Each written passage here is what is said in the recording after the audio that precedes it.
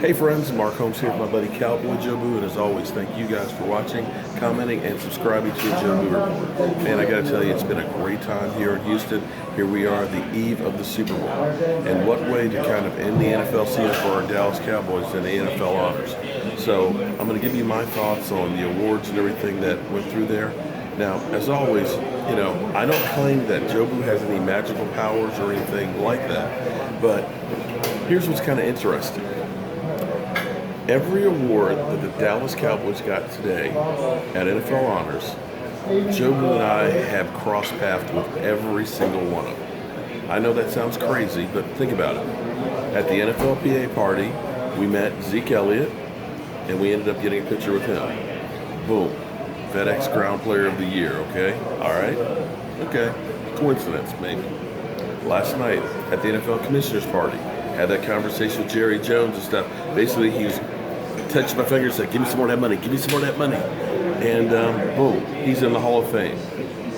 Coincidence again, maybe. Travis Frederick, the center of the Dallas Cowboys line, met him, got a picture with him at NFL Honors. Boom, Dallas Cowboys offensive line, best offensive line in football. Yeah, well, a coincidence again, right? Jason Garrett. Met him last night at the NFL Commissioners Party. Boom, Coach of the Year. And of course, we got really close to Dak Prescott over there on the set of Mike and Mike. So I'm not going to say that Jobu has any magical powers, but coincidence? Maybe. Maybe there's nothing to it, but maybe we shouldn't risk it. We need to get Cowboy Jobu and me around the Dallas Cowboys more often. But now, here's what's interesting. I thought for sure that Dak and Zeke were going to somehow get the award together, but it was kind of fitting that those two guys went up on the stage together, because I look at them almost as Siamese twins. You can't have one without the other guy. I mean, these two guys are literally joined at the hips, and I think they were going to be the dynamic duo for the Dallas Cowboys for a long time. And you got to feel really good for both of them. In fact, I loved what he said basically in his speech when he said that 31 teams passed on him. He said, well, technically 32 passed on me for at least 3 rounds. So he's got that chip on his shoulder that he's out to prove everybody wrong. Zeke, an incredible athlete. He's going to be a hell of a running back for a long time. That offensive line, we take care of Doug Free's position and get that shored up. There's no reason why they can't continue to do what they're doing for years to come. Now, Jerry Jones, a lot of people will say Jerry in the Hall of Fame.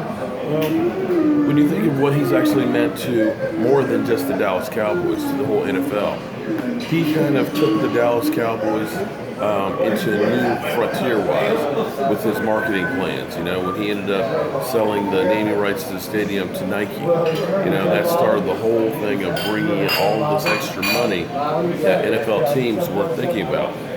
When you think about him running the Dallas Cowboys and winning those 3 Super Bowls after the Cowboys basically went downhill, yeah, you kind of have to give it to him on that one. Some people disagree, but hey, the man's a genius when it comes to making money, so you can't argue with that. Now, you notice I'm wearing Finish the Fight shirt, which has been the motto for the Dallas Cowboys for the last 2 seasons.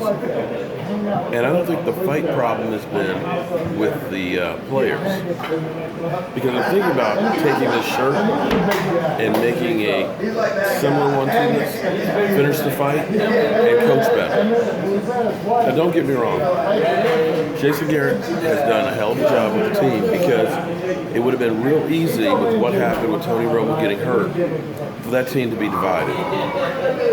The fact that Des Bryant ended up having a down year for that first half of the season, and somehow that was able to be turned around into a positive, dealing with Jerry Jones, dealing with all of the off-the-field media and scrutiny and things, the whole dynamics. There was a lot of moving parts that went with the season.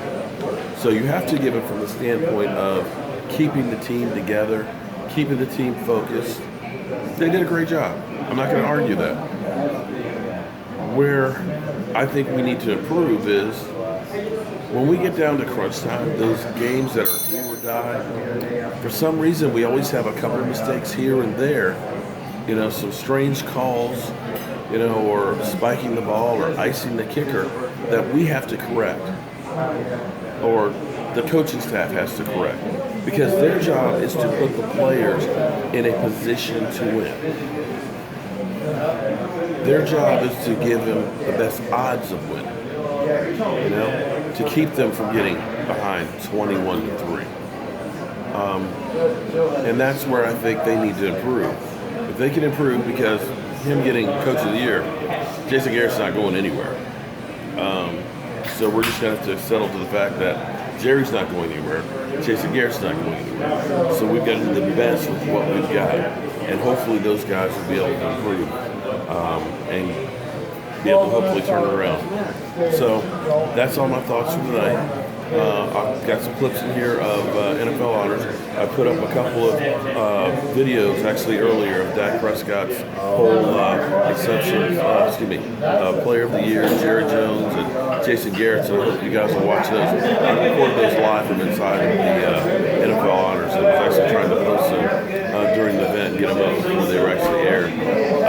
I've got some great footage, like I said, in here. We met like Evander Holyfield and some of the Hall of Fame guys. So it was a wonderful event.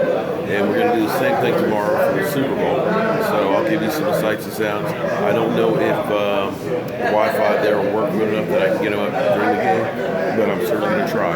But I want to thank you guys for making this season extremely special to me and to Jobu.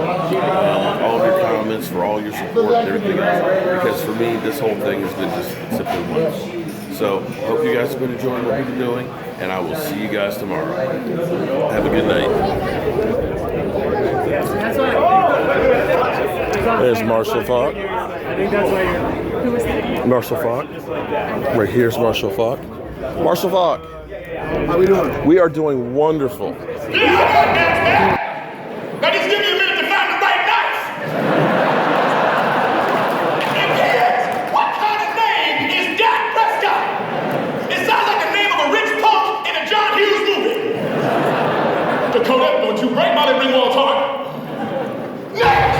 The enthusiasm of these two rookie stars on the Cowboys has ignited this franchise.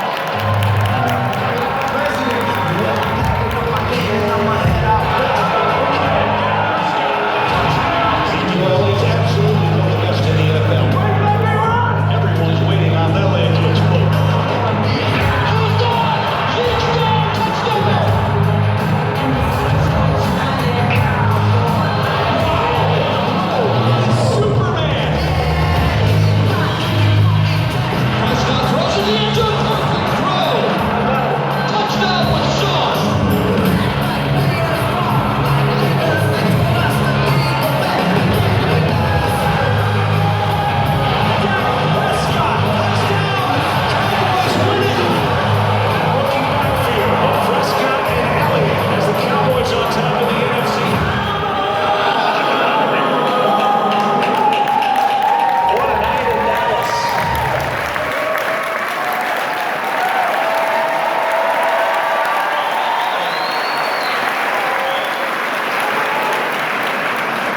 And the 2016 AP Offensive Rookie of the Year is Dak Prescott.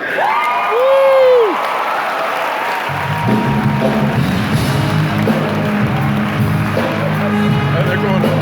Look, they're going up. They're going, I'm telling you, they're a magic set.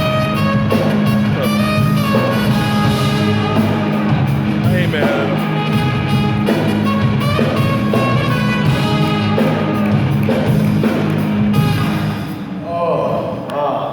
We have a knife, so I cut this in half. It's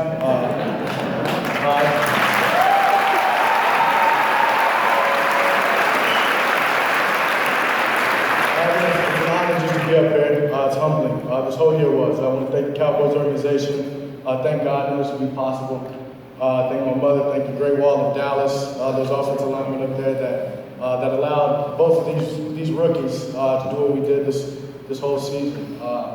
And thank the other 31 teams for passing up on me as much as they did. Yeah.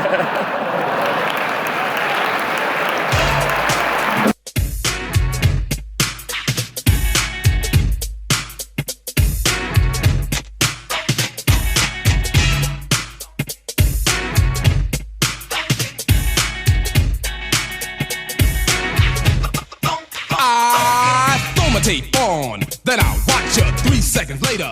Well, it was a big night for the Dallas Cowboys. Jerry Jones in the Hall of Fame, Jason Garrett, Coach of the Year, Zeke Elliot, Running Back of the Year, and Dak Prescott, Rookie of the Year. That's a wrap from NFL Honors. Thank you for watching and following the Jobu Sports Report. I'm Mark Holmes. Have a great night.